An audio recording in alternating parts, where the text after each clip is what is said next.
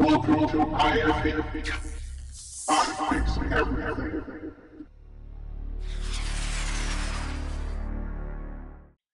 Today's project is the 1998 Lincoln Town Car engine and transmission reinstallation.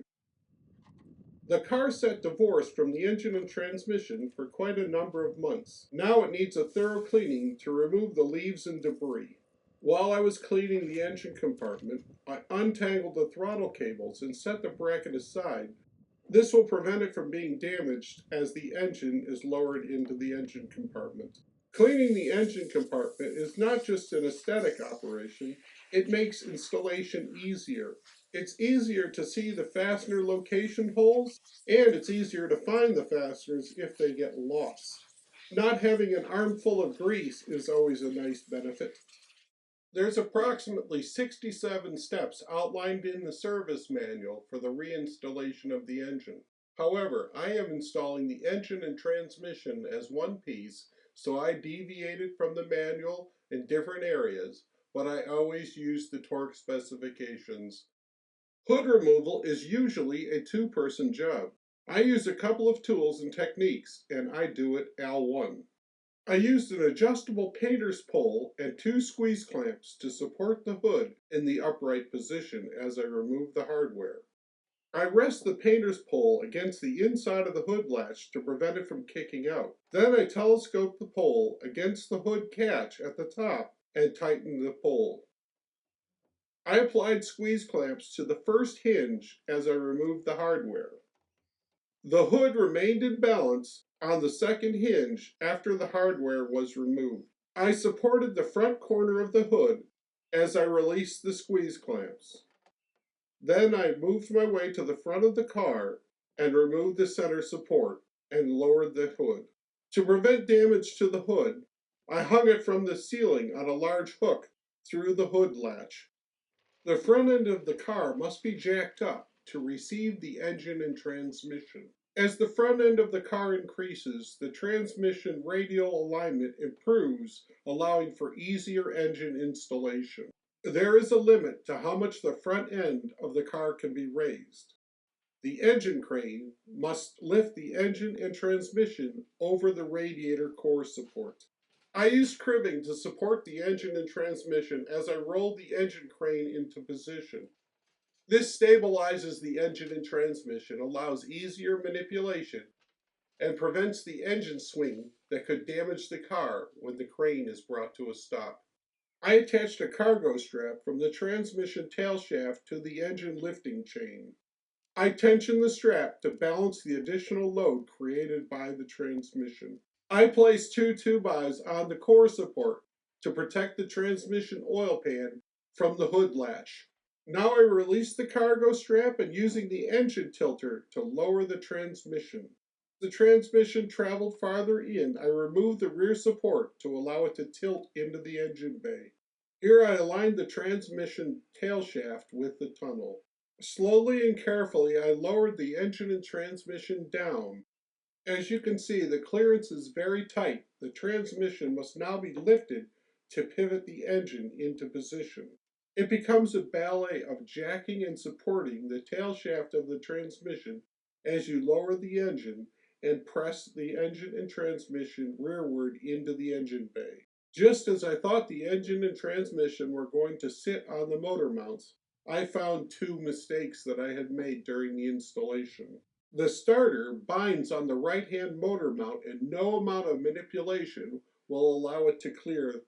I broke the solenoid at the terminals and had to remove the starter. With the starter removed, I thought I was home free. Then I discovered the vacuum line on the rear of the throttle body will not clear the wiper cowl. In an attempt to make clearance for the vacuum line, I removed the windshield wipers and the wiper cowl cover from the driver's side. It didn't work, so I removed that portion of the video. Now I'm removing the throttle body to allow the engine to fit underneath the cowl. I removed the 5 bolts and pulled the throttle body forward enough to allow the engine to slip underneath the cowl. I seated the engine on the motor mounts and installed the mount bolts. The passenger side mount bolt is vertical. The driver's side mount bolts are horizontal. I included a photograph of the frame and engine mount because it's difficult to photograph, and this will allow you to picture it with the engine in place. The motor mount is torqued from 15 to 22 foot-pounds. I used an ATV jack with its padded frame to jack the transmission and level the engine. I installed and torqued the transmission mount to the tail shaft. I cleaned the rust and scale from the transmission crossmember. This is included in a bonus material section at the end of the video. I preset the cushion mounts on the crossmember prior to placing it in position under the car. I installed and torqued the transmission crossmember. I reinstalled the drive shaft prior to lowering the transmission onto the support. With the engine and transmission fully supported, I removed the engine crane. I torqued the transmission mount to the crossmember. I reconnected the transmission cooling lines and torqued them with a crow's foot to 10 to 16 foot-pounds. The cooling line standoff bracket was cut at the salvage yard using a metal shear. Do not substitute this bolt. A longer length will rupture the block and damage the engine. I needed extra hands, so I used a squeeze clamp to hold the lines in position and a pair of vice grips to hold the clamp closed while I started the bolt. The torque specifications for this very short bolt is 15 to 22 foot-pounds. Next, I reconnected the shift cable and torqued the nut to 14 to 19 foot-pounds. It's always a challenge to disconnect the engine from the exhaust system. This car was no exception. The high temperature of the exhaust system creates severe rust that can make removal difficult. I was unable to disconnect the exhaust manifold from the intermediate pipe, so I unhooked the intermediate pipe from the tailpipe and took the exhaust manifold out in one piece. Then I clamped the whole unit in a bench vise, turning it upside down, and sprayed it with Lennox tapping oil and allowed it to soak in overnight. After soaking, I was easily able to remove the right-hand nut from the exhaust manifold.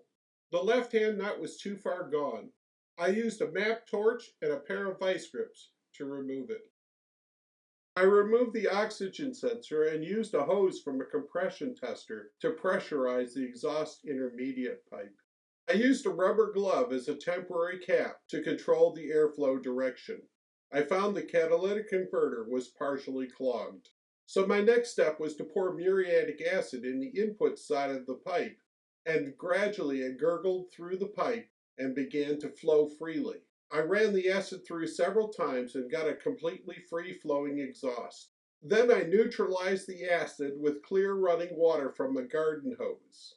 I used the air hose to drive the moisture from the catalytic converter before I installed the oxygen sensors. These exhaust bolts were so completely deformed and rusted, I considered cutting them off with a reciprocating saw and drilling out whatever was left. I decided to put the map torch to the test and see what the results would be. It took a few minutes, but it was certainly easier than hacksawing off the bolts and drilling out the remains. There was no damage to the exhaust flanges. Now I had a clean slate to begin reinstallation. I loosely installed the intermediate pipes to the exhaust manifolds to allow alignment into the exhaust system. I used a ratchet strap to lift the exhaust system into position and hold it steady as I connected the intermediate pipes. Once the intermediate pipes were aligned into the system and loosely connected, I tightened the nuts at the exhaust manifold using a ratchet and a long extension. Then I removed one bolt at a time from the exhaust flange and installed the gasket and used the bolt as a pivot and swung it into position and aligned the other bolt. Then I did a final check and tightened all the bolts evenly. With the exhaust system complete, it was a time-saving opportunity to go change the fuel filter. The first step is always place a container under the fuel filter. I used a hook scribe to release the plastic retaining clips. The clips do not need to be removed. I find it's easier to twist and pull the line to break the seat. If needed, an open-end wrench can lever the line free. Next, loosen the hose clamp and slide it back. Use care when snapping the fuel filter from the mount. It will be approximately half full of fuel. Do not return this fuel to the fuel tank. Snap the fuel filter into the mount with the fuel flow directional arrow facing forward. Install and tighten the hose clamp. This will hold the fuel filter stationary as you reconnect the fuel lines. Reseat the plastic clips and tug test the fuel lines to make sure they're fully seated. I replaced the cracked solenoid and included the video footage in the bonus section of the video. I mounted the starter and torqued the mount bolts to 15 to 20 foot-pounds. Installing the starter was a challenge. Removing the fender liner would make it much easier. It's held in place primarily with 4 bolts and comes up very quickly. I used a 12-inch flexible extension to install the starter solenoid nuts. The torque specifications is 80 to 124 inch-pounds. To protect the engine from the elements, I began to reinstall the hood. To protect the car from scratches as I installed the hood, I placed a moving blanket across the fenders and the cowl. This also protects the tips of the hood. With the hood aligned to the engine compartment, I raised the front of the hood and installed an adjustable painter's pole to act as a tripod and support the hood. Notice the corner of the hood is still resting on the moving blanket as I installed the hinge bolts. I loosely installed one side and then moved on to the other. I used a squeeze clamp to press the rear of the hinge flat to the hood as I installed the rear bolt. With both hinges loosely installed, I reconnected the gas support arms by snapping the rod end into position with a plastic mallet. I loosely seated the bolts and lowered the hood and checked for alignment. I realigned the hood to have an even gap, raised the hood, and tightened the bolts securely.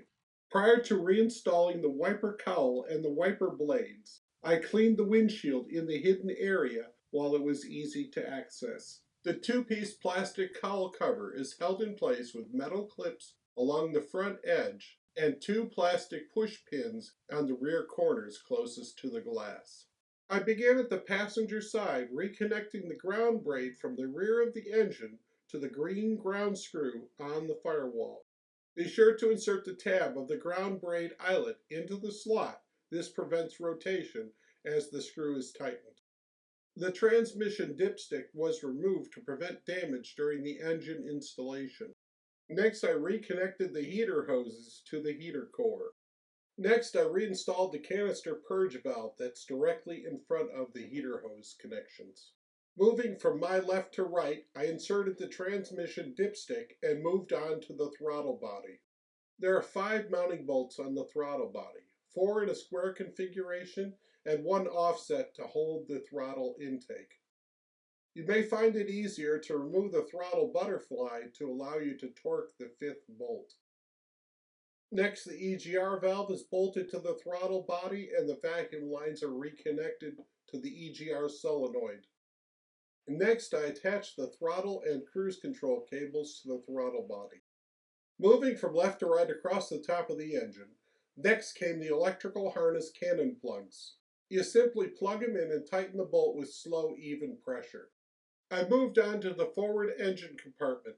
Next, I connected the hoses from the transmission cooling lines and the power steering system to the opposite ends of the dual-function oil cooler. While I was in this area, I replaced the seals on the air conditioning lines and reconnected the peanut connectors at the air conditioning condenser.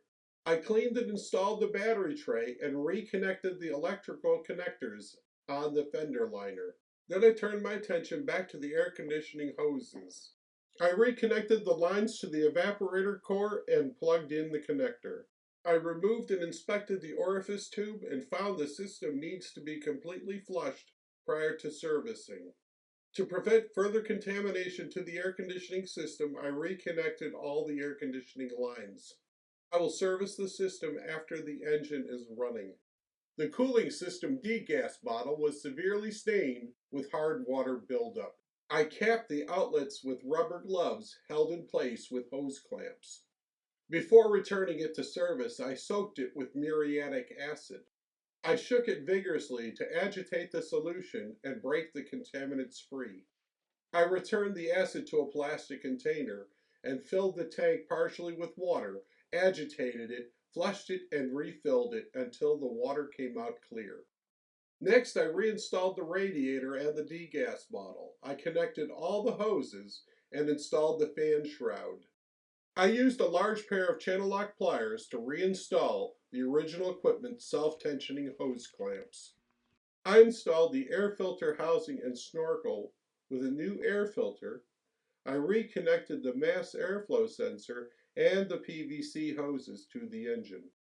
I backflushed and thoroughly cleaned the power steering reservoir prior to reinstallation. Then I topped it off to the full line, realizing it's going to drop when the engine is started.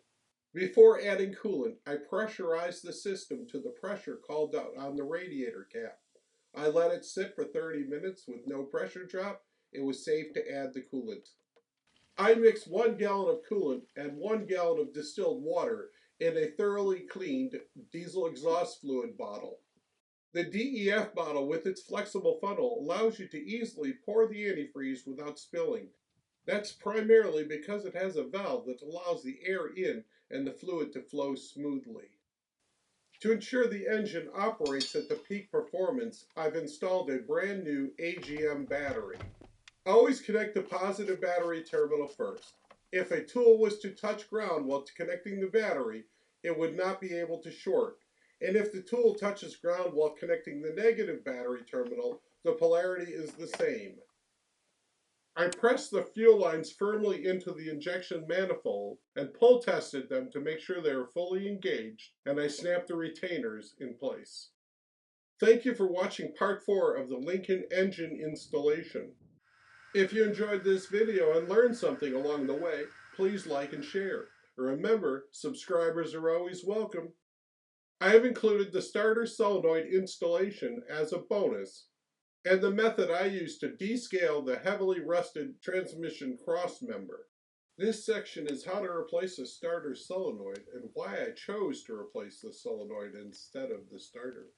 The Motorcraft factory solenoid is held in place with 2 Torx countersunk screws. The copper braid must also be disconnected from the electrical terminal. This photo shows the key reason I chose to replace the solenoid, not the starter. It's an original equipment starter made in USA. The solenoid came with new hardware, but not the rubber boot that protects the plunger. I used care while removing it from the factory solenoid to prevent it from getting torn on the sharp edges. After I installed the boot, I lubricated the plunger and the fork with high-temperature synthetic brake grease. I used it because it stays put and doesn't break down under extreme heat. I seated the solenoid into the starter housing and loosely connected the copper braid.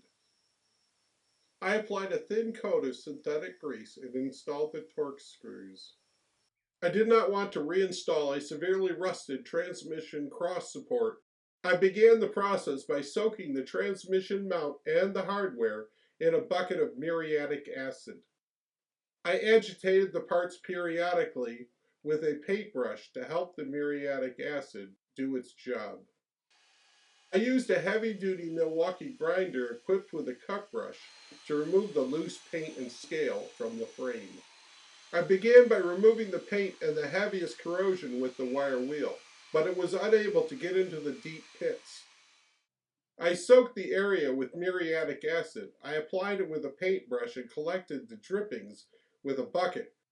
The bucket prevented spills and waste. It allowed me to reapply the material continuously and soaking the area. When I was satisfied with the surface, I rinsed it with clear water and rotated the part to do the bottom side. Working in and around the center mount created additional challenges because of the narrow opening. I returned with the cut brush to burnish the surface prior to painting. I scuffed all the painted areas with the cut brush, paying special attention around any nicks or gouges in the paint to smooth and fair the surface. A trash can with a plastic bag made a suitable painter's stand for the frame. I applied several thin coats of Rust-Oleum gloss black to achieve a durable protective finish.